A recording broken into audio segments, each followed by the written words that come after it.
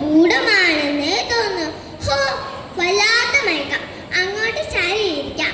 നാട്ടിലെ ആടല്ലേ, താൻ ഇരുന്നേണ്ട ഗുഹയാണെന്ന് അതുണ്ടോ അറിയുന്നു. കുറച്ചു കഴിഞ്ഞപ്പോൾ ഗുഹയുടെ ഉടമസ്ഥനായ സിംഹം അവിടെ എത്തി. ഏതാണ് പുതിയ ജന്തു? ആ ഭീകരൻ രൂപം കണ്ട് സിംഹം ആദ്യം ഒന്ന് പരിങ്ങി. എന്നിട്ട് ഉറക്കലർക്കൊണ്ട് ചോദിച്ചു, ആരാണ് എന്റെ ഗുഹയിൽ? എന്റെ ഗുഹയിൽ കയറാൻ ധൈര്യമുള്ള മറ്റൊരുവനോ? ഇത് കേട്ട് ആട് ശരിക്കും പേടിച്ചു കേട്ടോ.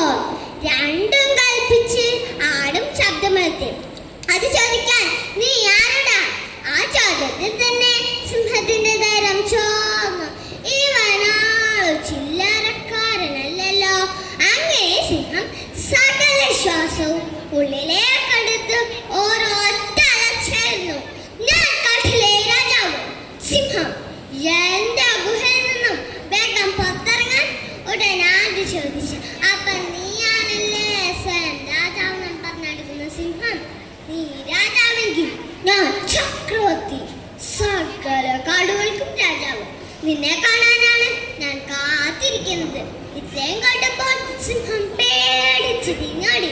എന്നാൽ ഈ വിശേഷങ്ങളൊക്കെ ഒളിച്ചിരുന്ന് കണ്ടുകൊണ്ടിരുന്ന കുറുക്കൻ സിംഹത്തിന്റെ പിന്നാലോടി.